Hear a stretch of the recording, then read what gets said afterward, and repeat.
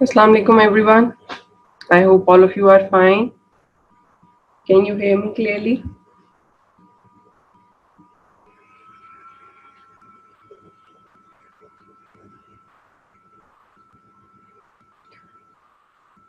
So how is it going?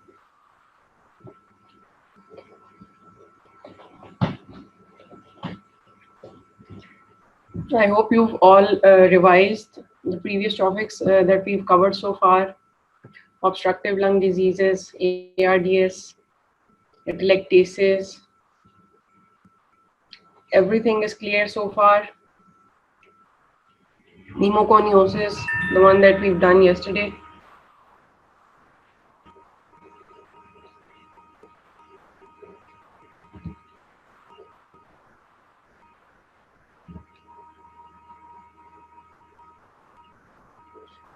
So we'll cover the rest of the restrictive lung diseases today, beginning with sarcoidosis. It is a systemic granulomatous disease of unknown cause, and it may involve many different tissues and organs. But mainly, as we are discussing respiratory system, it mainly involves the lung tissue. It usually occurs in adults who are younger than 40 years, but it can affect any age group. Its prevalence is higher in women, but it varies widely around the globe. It mainly presents with clinical patterns, many clinical patterns, but basically there is bilateral hilar lymphadenopathy or some other sort of lung involvement. Okay, coming on to its pathogenesis, it is a disease of disordered immune regulation in genetically predisposed individuals. So there are two factors.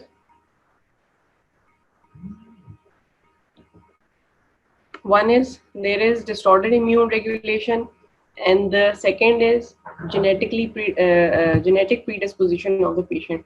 अभी तक आपने जो diseases की हैं respiratory system में obstructive हो restrictive हो, जैसे ID idiopathic pulmonary fibrosis में भी किया था, उसमें भी यही basis थी, genetic predisposition थी with environmental insult.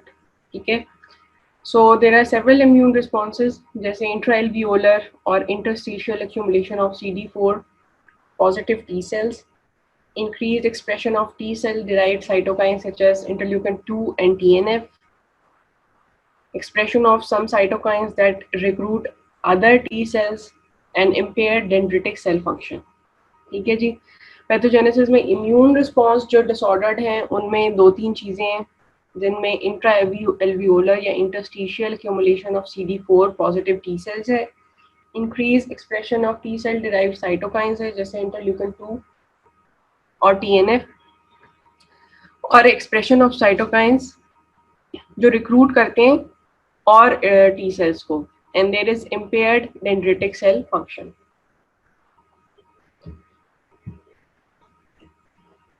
Systemic abnormalities में क्या होगा? This person is prone to systemic immunologic disturbances as well. So there is allergy to common skin test antigens such as Candida or tuberculosis. आपको पता है इसका Montu test जो है उसका principle यही है that you instead that you inject the person on his skin with these PPD derivative, और उसके बाद you look for wheel and flare reaction. ठीक है. There would be polyclonal hypergammaglobulinemia, which is another manifestation of helper T cell dysregulation. Hypergammaglobulinemia किसी को पता है क्या होता है? And what is polyclonal?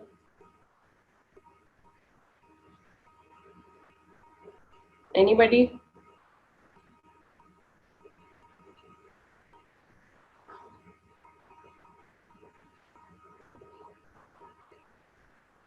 Yes ma'am करने वाले सब कहाँ गए हैं?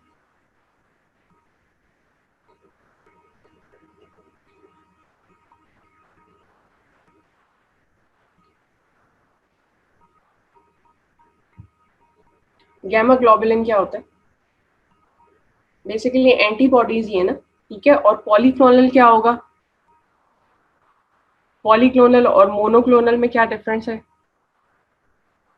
हाँ, इम्यूनोग्लोबुलिन ही है ये, बट पॉलीक्लोनल का क्या मतलब है?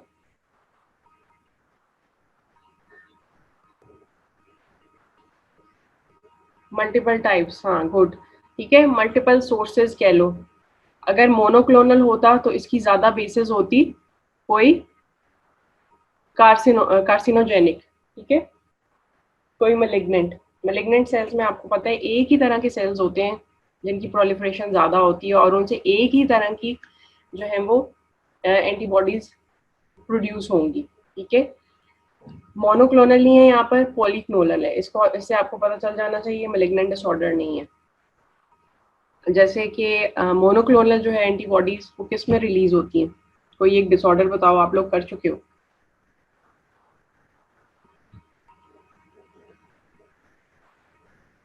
जल्दी से।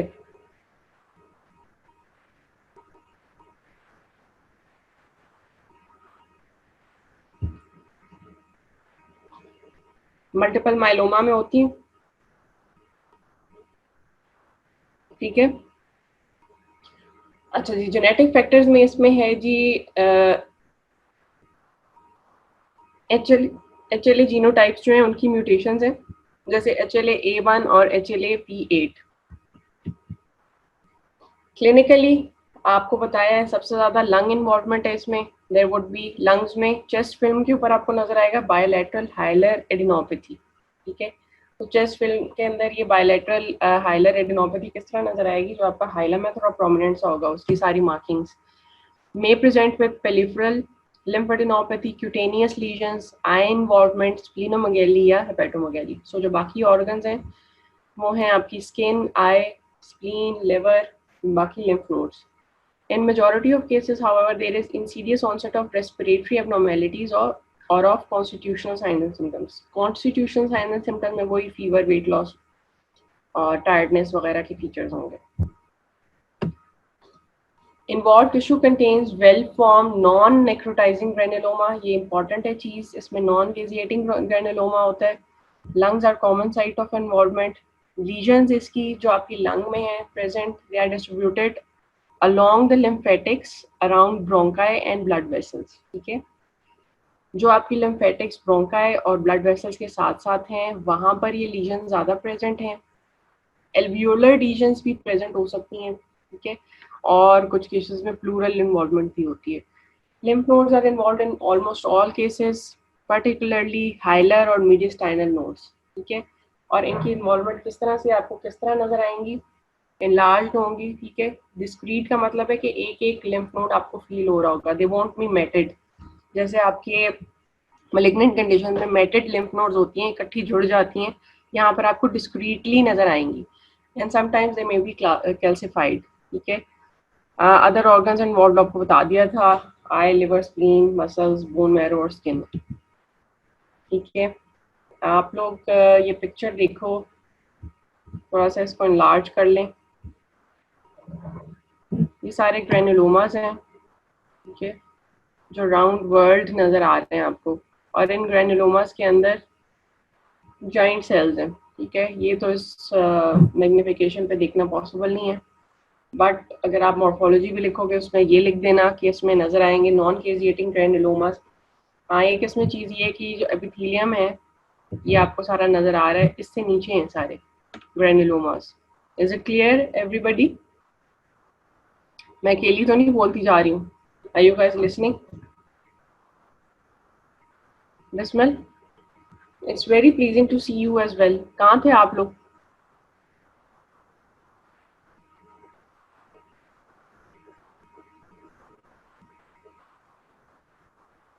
भाई लेक्चर लेने क्यों नहीं आते थे? सोए होते थे, रिस्पॉन्ड भी नहीं करते थे।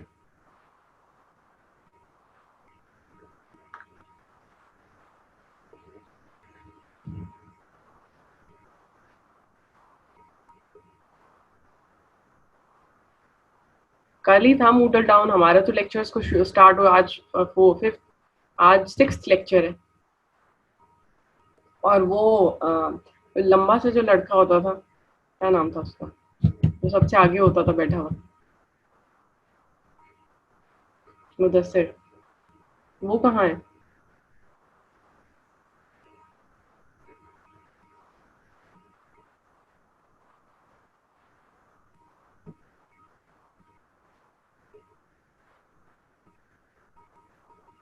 आगे हैं आप भी? सो अभी तक जो भी आपको बताया है रेस्पिरेटरी सिस्टम में, वो क्लियर है सबको? उन लोगों से मैं पूछना चाह रही हूँ जिनका मुझे पता है कि वो कुछ सुनते भी थे।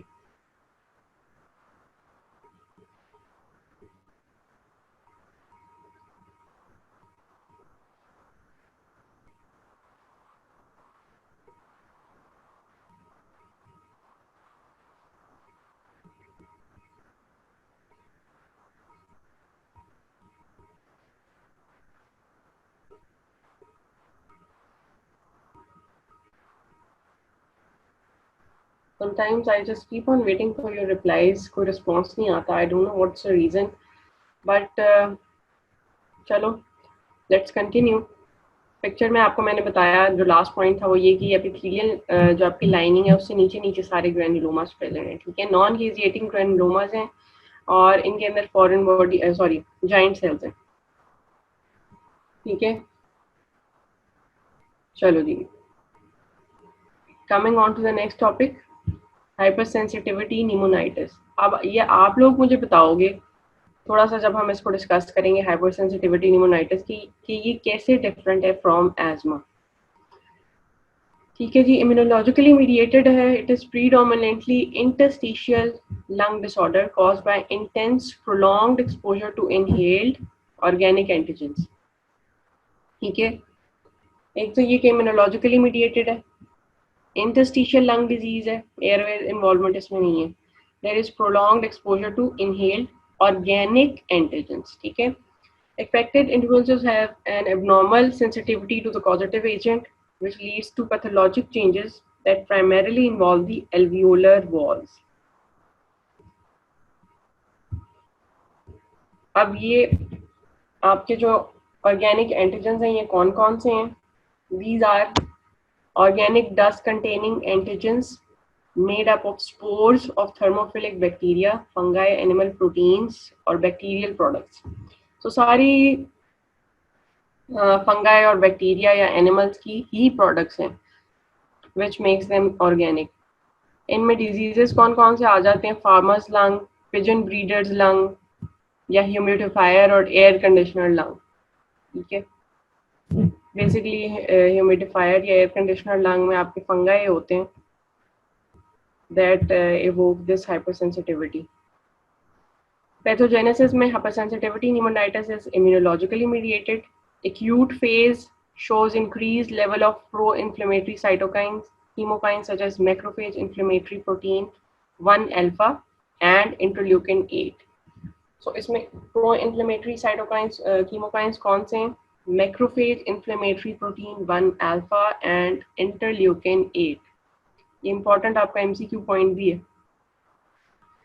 Increased number of CD4 positive and CD8 positive T lymphocytes. ज़्यादातर आपके जो लंग के डिजीजेज हैं उसमें CD4 या CD8 T cells ही हैं, ठीक है। Most patients have specific antibodies against causative antigen in their serum. Complement और immunoglobulins भी detect होंगे along the vessel walls by immunofluorescence.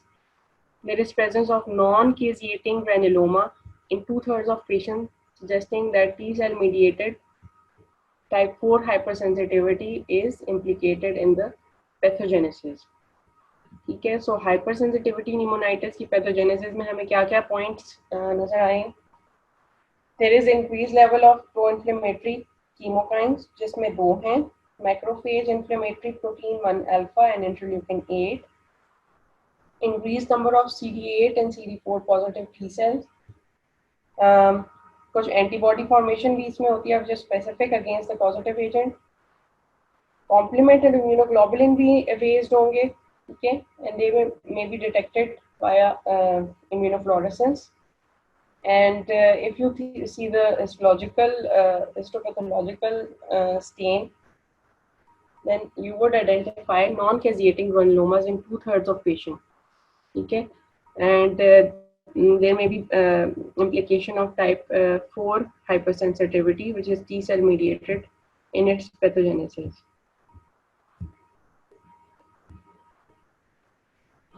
Clinically, acute attacks consist of recurring episodes of fever, dyspnea, cough and leukocytosis. आपको बताया उसमें acute phase response में क्या चीज raise थी?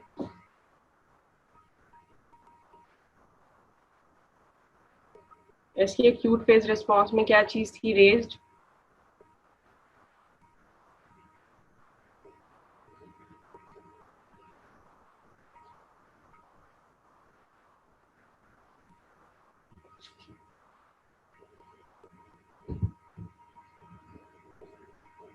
Can you hear me?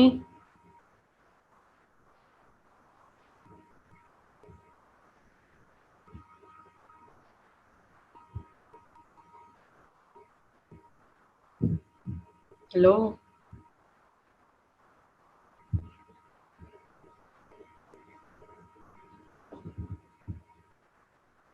बेटा आपको दो बताए थे, मैक्रोफेज इन्फ्लेमेटरी प्रोटीन 1 अल्फा और इंटरल्यूकिन 8, ठीक है। CD4 पॉजिटिव, CD8 तो ठीक है, इसकी पैथोजेनेसिस में इम्प्लिकेटेड हैं थ्रू आउट। मैं आपसे पूछ रही थी इन्फ्लेमेटरी ये कीमोकाइंस कौन से थे, ठीक है। सो क्लिनिकली पेशेंट को फीवर होगा, डिस्निया होगा, कॉफ, ल्यूकोसाइटोसिस। अभी तक आपको हाइपरसेंसिटिविटी निमोनाइटिस में और एस्मा में क्या डिफरेंस नजर आया? दोनों इम्यूनोलॉजिकली मीडिएटेड हैं, ठीक है, ये तो डिफरेंस नहीं है। उसके बाद क्या है, इन दोनों का ट्रिगर क्या है? ठीक है, ल्यूकोट्राइंस का भी है और ऑर्गेनिक कॉज है, वेरी गुड, ठीक है। उसमें ऑर्गेनिक कॉज नहीं था, या उसमें आप कह लो मिक्स ही था, उसमें एनिमल डेंडर वगैरह से भी होता था और इनऑर्गेनिक पार्टिकल से भी होता था, जैसे स्मोक वगैरह। और उसमें तो कुछ इनॉक्यूस सब्सटेंसेस भी थी, जैसे एक्सरसाइज या कोल्ड वगैरह। और इसमें और क्या डिफरेंस है? लंग में कौन सा पोर्शन इन्वॉल्व है यहाँ पर? हाँ ठीक है, वेरी गुड, ये भी डिफरेंस है एक। आप पहले कॉमन चीजों पे आओ। लंग में कौन सी साइट ऑफ इन्वॉल्वमेंट? एस्मा में क्या चीज इन्वॉल्व थी जहां पर लीजन होती है, और यहाँ पर क्या है? हाँ, एल्वियोलर वॉल्स आपकी इंटरस्टिशियम में है, ठीक है।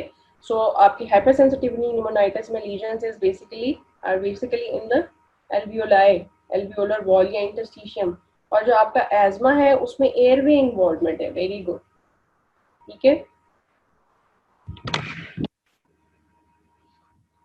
उसमें इम्यूनोलॉजिकली मीडिएटेड कौन सी टाइप ऑफ हाइपरसेंसिटिविटी थी?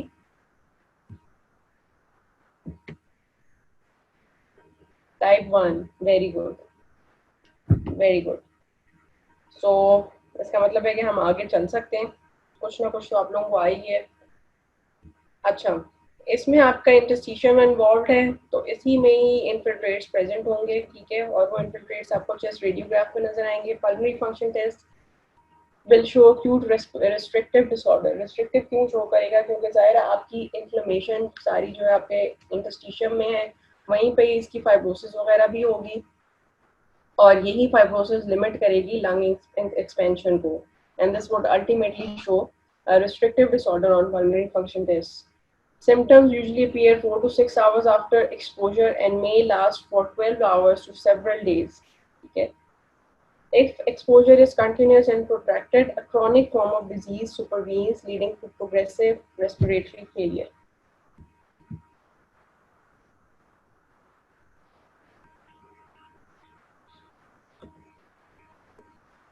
ठीक है, मॉर्फोलॉजी पे हम आए तो इसकी histologic changes are characteristically centred on bronchioles, ठीक है। दे इंक्लूड इंटरस्टिशियल निमोनिया या इंटरस्टिशियल निमोनाइटिस। उसमें निमोनाइटिस है, इन्फ्लेमेशन है, तो जाहिर है उसमें कुछ इन्फ्लिट्रेट होगा जिसमें लिम्फोसाइट्स, प्लाज्मा सेल और मैक्रोफेजेस ज़्यादा प्रेजेंट होंगे। Non-caseating granulomas in 2/3 of patient and interstitial fibrosis. Interstitial fibrosis में फाइब्रोब्लास्ट होंगे प्रेजेंट। हनीकोमिंग, हनीकोमिंग आपको बताया था क्या था?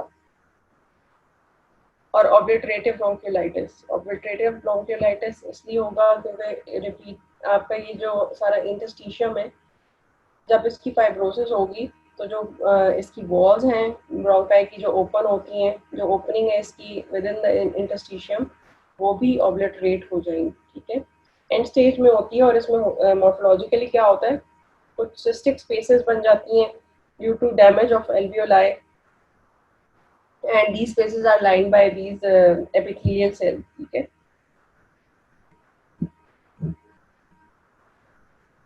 And accompanied by fibrosis, ठीक है। ये इसके पिक्चर है, इसमें ये देख लो आप लोग, ये एक लूज सा ग्रैनुलोमा है, ठीक है, और इसके अंदर सारा इनफिल्ट्रेट जो है वो क्रॉनिक इन्फ्लेमेशन वाला है, लिम्फोसाइट्स वगैरह हैं। अगर थोड़ा आप ज़्यादा इसको क्लियरली देखो तो प्लाज्मा सेल्स भी होंगे कुछ, ठीक है। बट ये सारा आपका पीछे जो लंग पैरेन्काइमा है जिसमें एल्वियोलाई नज़र आ रहे हैं लाइन बाय रेस्पिरेटरी एपिथेलियम, ठीक है, टाइप 2 निमोसाइट्स, और ये एक लूज सा ग्रैनुलोमा, ठीक है जी। Is it clear up till now? आपके रिस्ट्रिक्टिव लंग डिजीजेस यहाँ पर कंक्लूड हो गए हैं। अब इसके बाद दो एंटिटीज हैं जो कि सेपरेट हैं इससे, पल्मनरी एम्बोलिज्म इंफाक्शन और दूसरा आपका है पल्मनरी हाइपरटेंशन, ठीक है। शैल बी कंटिन्यू, या आपको इस पीछे जो टॉपिक अभी किया है कवर उसमें से कुछ क्वेश्चन कोई करना है तो प्लीज गो अहेड।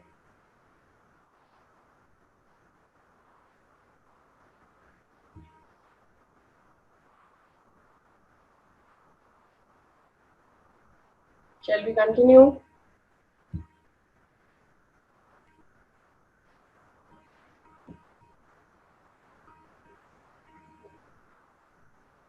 सिनेरियोज बेटा आप लोग एक दो मतलब अभी तो आपने इसमें, जैसे हमने ऑब्स्ट्रक्टिव से पहले कुछ डिजीजेस और भी कर लिए थे, मैं सिनेरियोज इसीलिए नहीं करा रही आपको, ऐसे करने का फायदा नहीं होता जब तक आपने और डिजीजेस किए ही नहीं है, आपके माइंड में उसका डिफरेंशियल कैसे आएगा, ठीक है। तो लेकिन मैं आपको कराऊंगी इंशाल्लाह जरूर। रख लेते हैं, कल आप लोगों का टेस्ट है, अभी ये एक दो टॉपिक और हो जाए ना कवर, फिर मैं आपको करा दूंगी सिनेरियो, जैसे आप लोगों को ऑब्स्ट्रक्टिव के बाद करवाए थे, ठीक है। कोई फायदा तो हो ना तब। अभी अगर आपको मैं अब कराती ना वो वाले सिनेरियोज तो आप लोगों के लिए और भी डिफिकल्ट होता क्योंकि आपके माइंड में डीडी और ज्यादा बनने थे।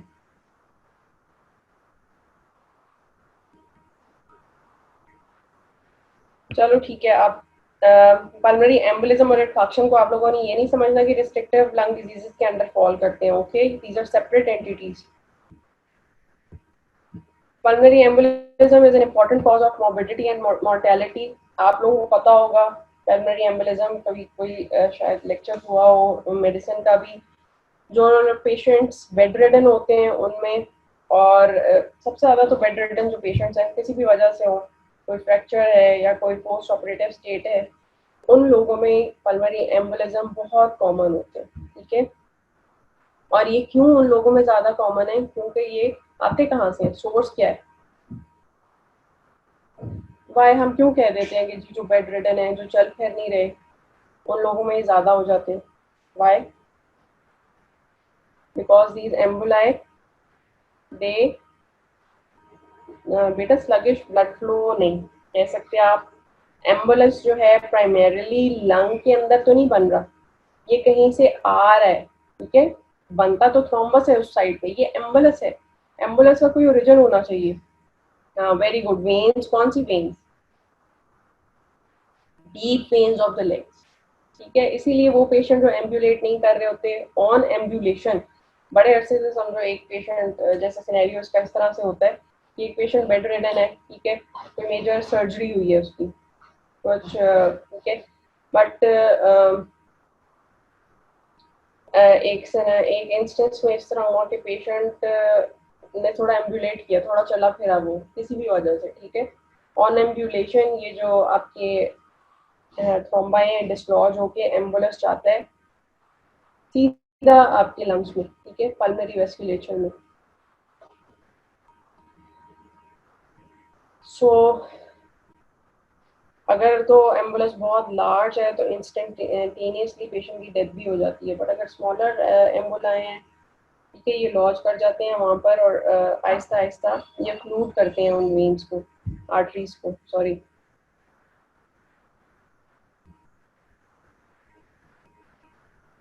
सो इन्होंने कहा हुआ है कि जी लार्ज पल्मरी थ्रोम्बोसिस जो है ये रेयर हैं, they develop only in presence of pulmonary hypertension, atherosclerosis और हार्ट फेलियर, ठीक है। यहाँ तो हमने अभी बात की थी एम्बोलाई की, जो डिसलॉज होते हैं लेग से और पल्मरी वेस्कुलेचर में आते हैं, बट यहाँ पर अगर थ्रोम्बोसिस देखें तो ये रेयरली प्रेजेंट है, बट उन केसेस में जहाँ पर पल्मरी हाइपरटेंशन, एथेरोस्क्लेरोसिस या हार्ट फेलियर की कंडीशंस हो। इसकी पैथोजेनेसिस में सब वो कॉजेज हैं जो प्रीडिस्पोज करती हैं इंडिविजुअल्स को फॉर डेवलपिंग दीज एम्बोलाई।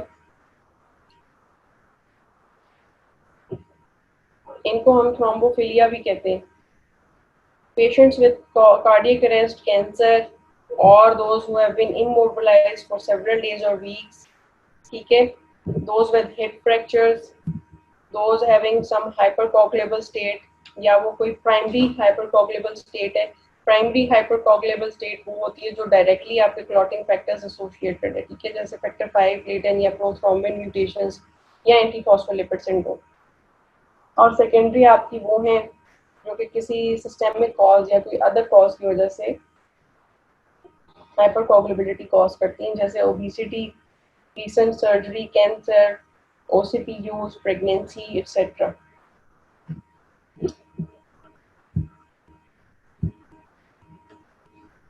सीवीपीज वगैरह जो हैं वो भी एक नाइडस प्रोवाइड करती हैं फॉर्मेशन ऑफ दीज थ्रोम्बाई, और ये लाइज करके एम्बोलाइज कर सकते हैं इनटू द लंग्स, ठीक है। Right atrial thrombi can go into the lungs. Pulmonary embolism may consist of fat, air, or tumor. Small bone marrow emboli are often seen in patients who die of chest compressions, ठीक है। वहाँ से ये जो सारे आपके bone के pieces हैं, जब ये रिब फ्रैक्चर होगा तो उससे भी they can embolize, ठीक है।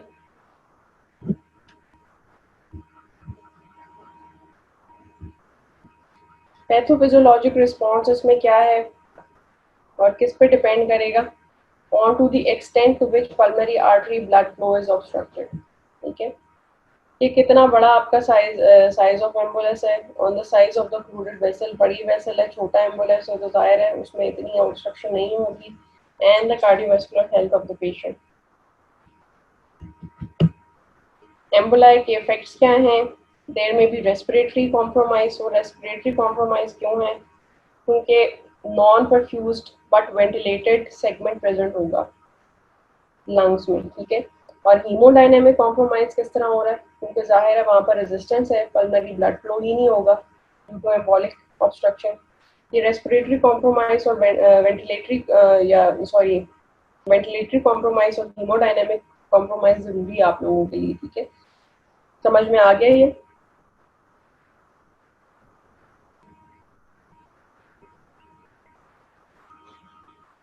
रेस्पिरेटरी कॉम्प्रोमाइज इसलिए है क्योंकि वहाँ पर एक पोर्शन या सेगमेंट ऑफ लंग ऐसा है जो कि नॉन परफ्यूज है ड्यू टू दिस एम्बुलस, ठीक है। वहाँ पर एयर तो आ रही है मगर वो एयर, वहाँ पर ब्लड ही नहीं है जो इस एयर को कैरी करे, और haemodynamic compromise is due to resistance to blood flow by the embolus. Sudden deaths often ensues largely as a result of blockage of blood flow through the lungs. Death may also be caused by acute right-sided heart failure या cor pulmonale.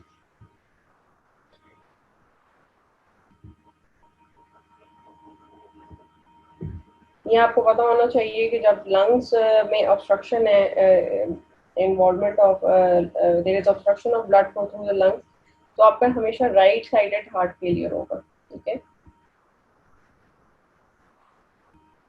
Pulmonary इन्फार्क्ट्स जो हैं आपके वो दो तरह के होते हैं, या तो हेमरेजिक होंगे या फिर उनमें क्या है इस्कीमिक नेक्रोसिस होगी, ठीक है। जब आपका ब्लड फ्लो थोड़ा सा मेंटेन्ड है तब हेमरेजिक होता है, ठीक है। Classically it is raised red blue area on gross examination, ठीक है, अर्लियर स्टेजेस पे प्लूरल सर्फेसेस जो उसके ऊपर होते हैं उस पर फिब्रिनस एक्सुडेट होगा, आहिस्ता आहिस्ता आपको पता है red cells begin to lyse, उनके अंदर जो पिगमेंट है हीमोग्लोबिन वो भी लाइज होगा और इवेंचुअली हीमोसिड्रिन बनाएगा।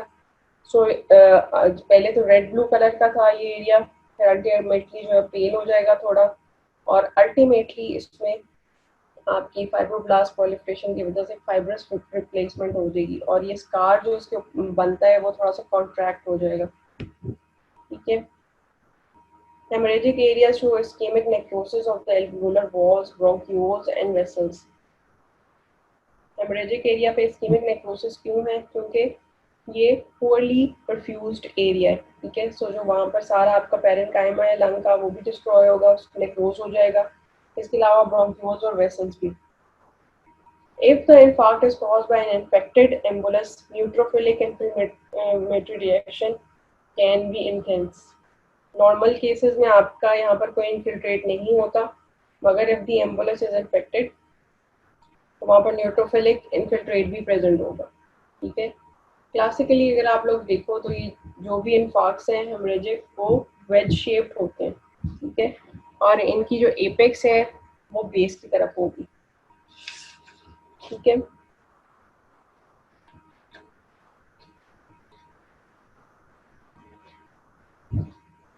Is it clear up till now? Clear है तो हम आगे चलें पल्मोनरी हाइपरटेंशन पे,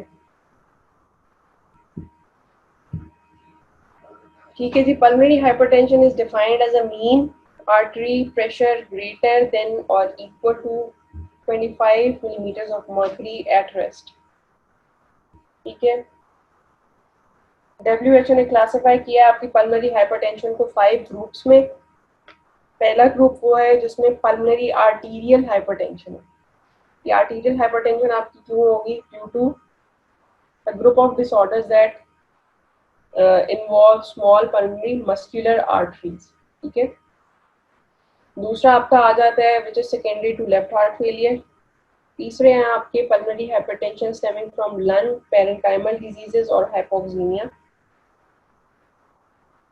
उसके बाद आपके थ्रोम्बोएम्बोलिक पल्मोनरी हाइपरटेंशन है और pulmonary hypertension of multifactorial basis, ठीक है। मल्टीफैक्टोरियल वाले में कोई भी इसकी कॉज हो सकती है। सो पहला आपने क्या किया?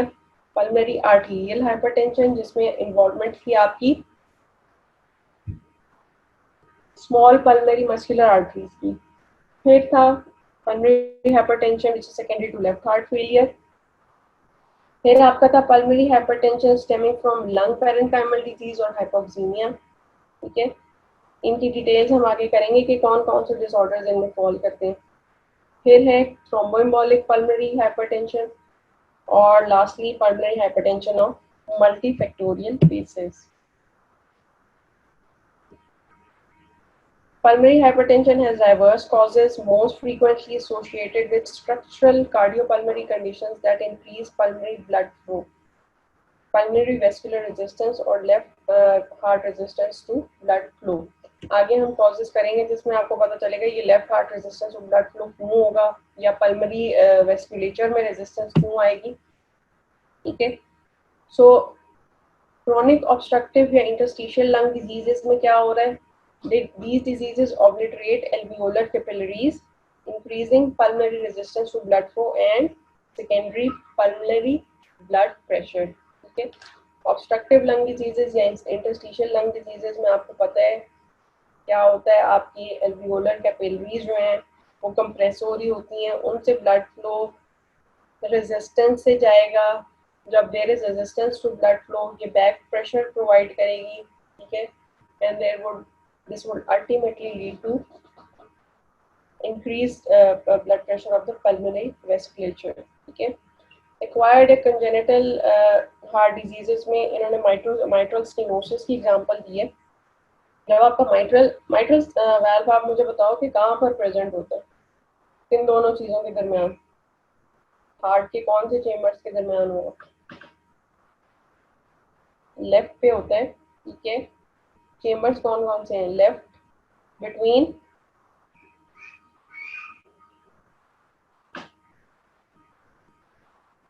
हाँ, लेफ्ट एट्रियम और वेंट्रिकल। सो इसने एट्रिया से वेंट्रिकल में ब्लड लेके जाना है। आप ये देखोगे जब माइट्रल वेल्व स्टेनोज है तो आपका ब्लड कहाँ पर पूल होना शुरू हो जाएगा?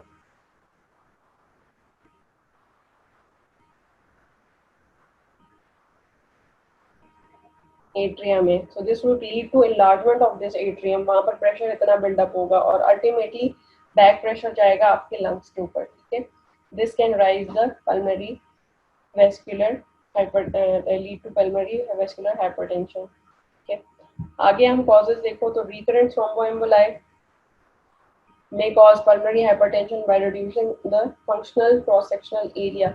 आपके जो पल्मनरी वेस्कुलेचर है इसमें बार बार कोई एम्बुलस आ रहा है, ठीक है, और ब्लॉक कर रहा है, वहां पर जहाँ पर ब्लॉकेज हुई है उसने उस सर्टेन एरिया को नेक्रोज कर देना है। अभी हमने पीछे ये भी देखा था, वहाँ की कैपिलरीज, वहाँ के एल्वियोलाई, इवन ब्रोंक्यूल्स, इन सब की इस्केमिक नेक्रोसिस करा देनी है।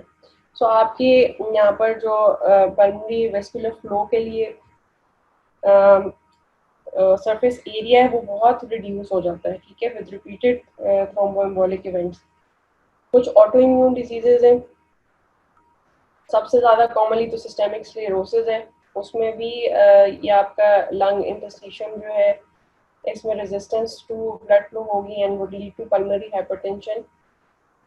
इसके अलावा obstructive sleep apnoea is a common disorder which is associated with obesity and hypoxaemia. It is now recognized to be a significant cause of pulmonary hypertension and for pulmonary, ठीक है जी।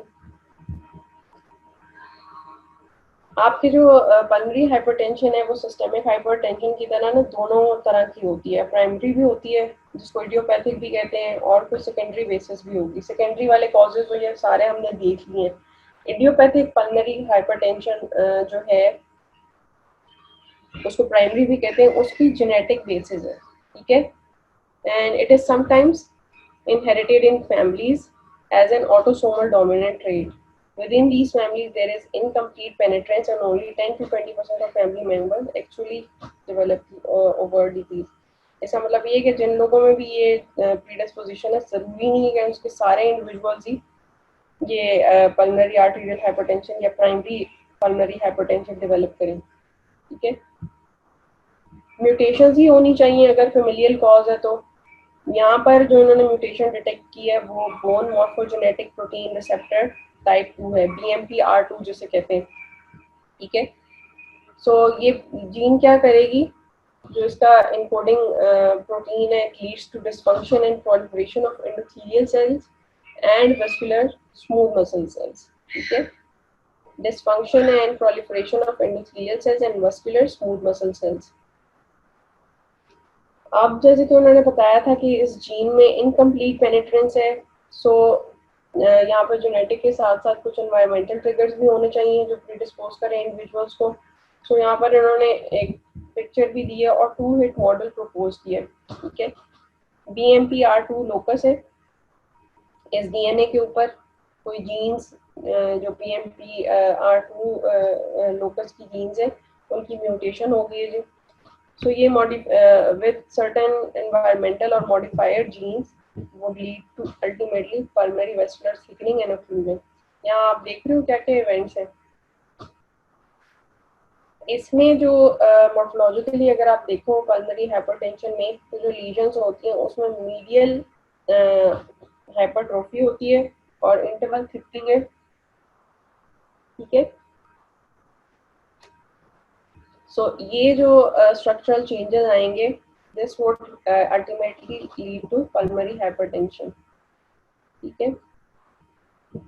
Clinically patient कैसा होगा? Most commonly it is involved in women who are 20 to 40 years of age. Occasionally young children may be present होगी। clinical signs and symptoms all in the form of pulmonary hypertension become evident only in advanced diseases. Idiopathic disease में presenting features are usually dyspnea and fatigue, but some patients have chest pain which mimics angina.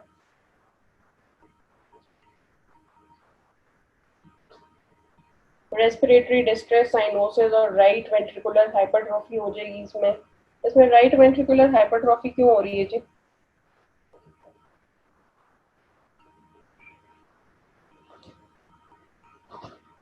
Why is there right ventricular hypertrophy?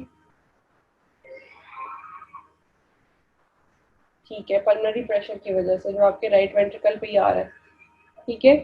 So ultimately आपके डिकम्पोजिटेड cases में एक और pulmonary develop हो जाएगा। कुछ cases में pneumonia वगैरह भी हो जाता है इन पेशेंट्स को, इंक्रीजिंग प्रीडिस्पोजिशन टू इन्फेक्शंस की वजह से, ठीक है। आप इसकी मॉर्फोलॉजी में देखो, जो प्राइमरीली इसमें मॉर्फोलॉजी में हिस्टोलॉजी पे नजर आती है चीज, वो मीडियल हाइपरट्रोफी है, ठीक है। आपके मीडिया में क्या चीजें प्रेजेंट होती हैं? कोई भी वेसल है उसके मीडिया में क्या प्रेजेंट होता है?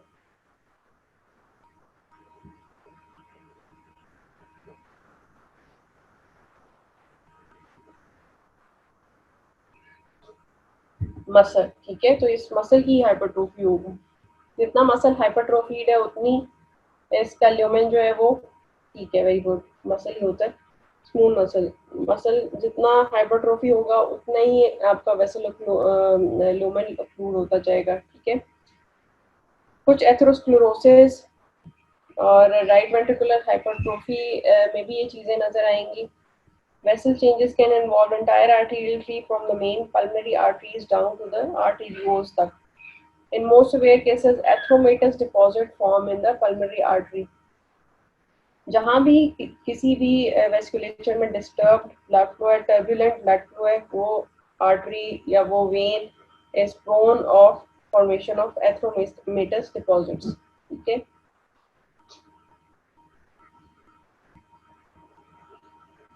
आर्टेरियोज और स्मॉल आर्टरीज प्रोमिनेंटली अफेक्टेड हैं, उनमें मीडियल हाइपरट्रोफी और इंटिमल फाइब्रोसिस है। Sometimes narrowing the lumens to pinpoint channels. One extreme is the spectrum of pathologic changes is plexiform lesion. Plexiform lesion क्या होता है? जो आपकी ये आर्टरीज हैं जिसमें कोई प्रॉब्लम है, उसके ऊपर जो है एक नेटवर्क ऑफ कैपिलरीज ये बना देती है, ठीक है, एक वेब सा बना देती है, और ये थ्रू आउट वेसल के ऊपर ये एक्सटेंड करता है, ठीक है। ये आगे इन्होंने पिक्चर भी शो की हुई फ्लेक्सिफॉर्म रीजन की। ये तो आपकी मीडियल हाइपरट्रोफी दिखाई हुई है इन्होंने, ठीक है, अप्रिशिएट कर रहे हो आप इसको। ये सारा आपका स्मूथ मसल है जो हाइपरट्रोफी है, ठीक है। ये वेसल का ल्यूमेन है अंदर, आपने देखा ल्यूमेन इसका कितना सा रह गया as compared to the wall of this vessel, ठीक है। और आगे ये सारे जो है ये छोटे छोटे कैपिलरीज हैं इस बड़ी वेसल के अराउंड, ये सारा परप्लेक्सिफॉर्म रीजन, ठीक है। ये नजर आ रहा है आपको, ये आरबीसी नजर आ रहे हैं इसके अंदर ल्यूमेन के, ये सारे वेब ऑफ कैपिलरीज है around this when, sorry vessel. Is it clear?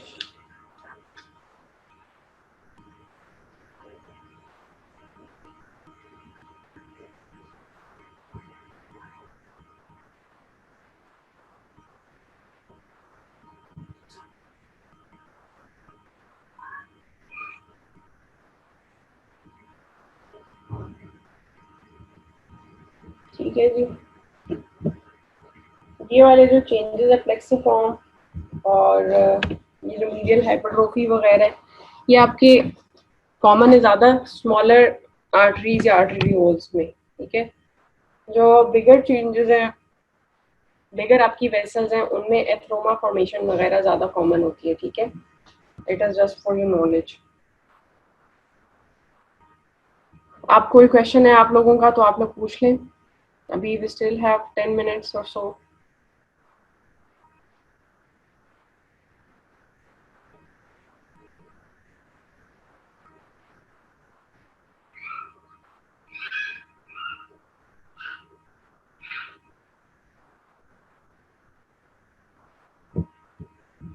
Do you guys have any question?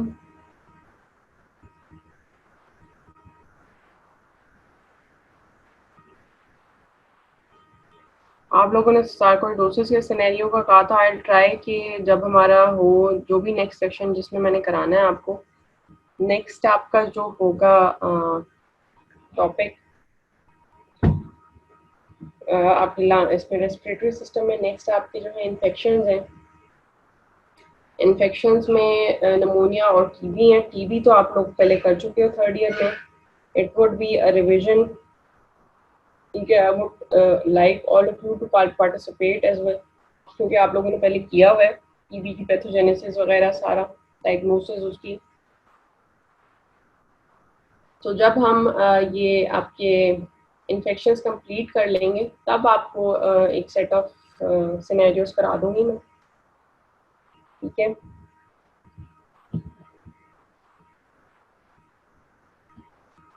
और लास्ट आपका जो होगा टॉपिक इसका कार्सिनोमा का होगा, लंग कार्सिनोमा, और साथ में मीजोथेलियोमा।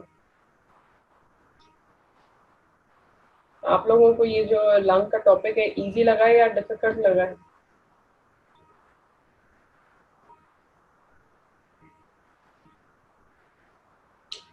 अच्छा, आप इसको लेक्चर के पॉइंट ऑफ व्यू से पढ़ना जैसे मैंने आप लोगों को कराया है। अली सुफियान, आपको बेटा क्यों लग गया डिफिकल्ट? डिफिकल्टी के लिए ही तो मैं बैठी हूँ, अभी पूछ तो रही हूँ आपसे, अभी क्लियर कर लो।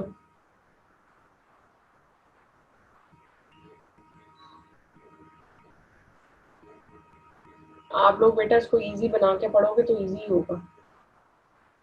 लेक्चर में आप लोगों को सारी हाईलाइटेड चीजें बताई जाती हैं, वही आप लोगों ने करनी होती हैं। अब इस 1 घंटे के सेशन में कुछ ना कुछ तो चला गया होगा ना, जहन में रजिस्टर हो गया होगा।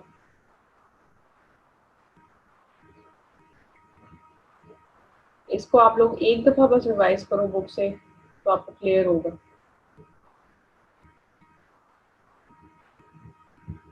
आई एग्री, बाकी कुछ टॉपिक्स हैं जो नहीं दिए हैं इजी, बट ये कंपैरेटिवली थोड़ा इसमें जरा जो है ना इतना कॉम्प्लेक्स नहीं है।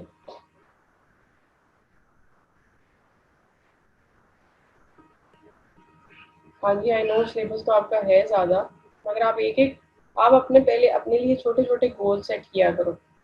जैसे कि मैंने आज ये टॉपिक कर लेना है, ठीक है, ये ना सोचा करो कि मैंने आज ये चैप्टर कर लेना है। छोटे गोल्स अचीव करोगे तो बिगर गोल्स अचीव करोगे। ठीक है,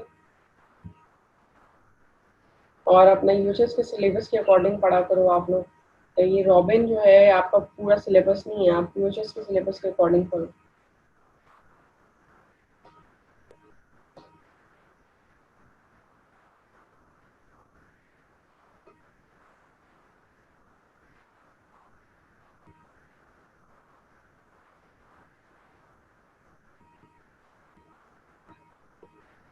अली सुफियान, आपने बताया नहीं कि आपको डिफिकल्ट लगता है, बस डिफिकल्टी बोल के भाग जाना था।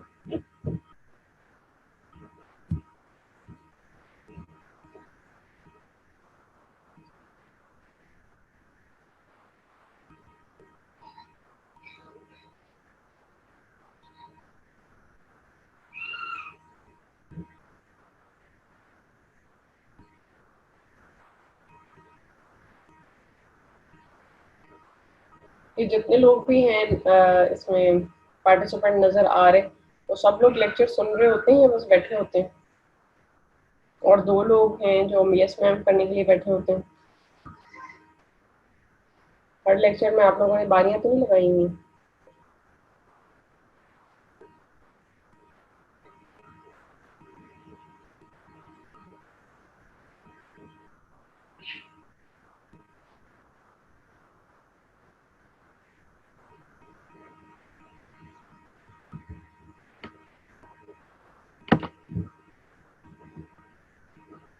आपका जो रेस्पिरेटरी सिस्टम है ये वैसे इंटरेस्टिंग टॉपिक है काफ़ी। जो आपके ऑब्स्ट्रक्टिव लंग डिजीजेज हैं, रिस्ट्रिक्टिव हैं, सारी इंटरेस्टिंग से हैं।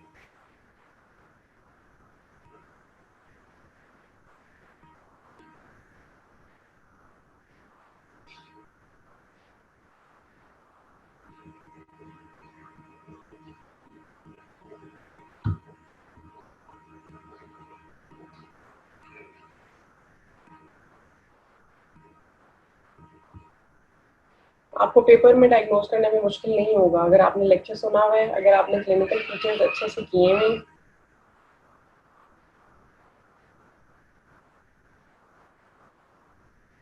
नहीं होगा मुश्किल, क्योंकि आपके एग्जाम्स में आपको बहुत टिपिकल से फीचर्स देते हैं।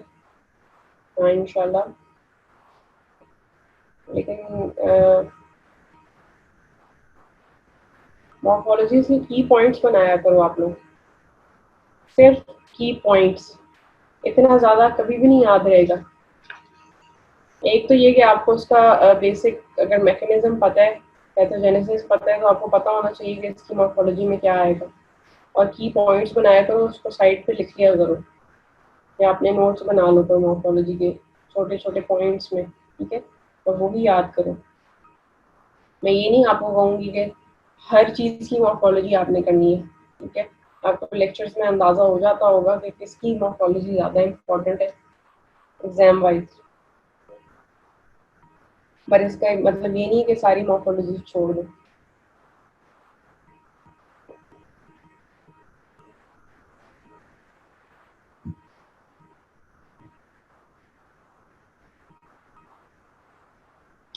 Okay, so if you guys don't have any question, let's conclude today's session.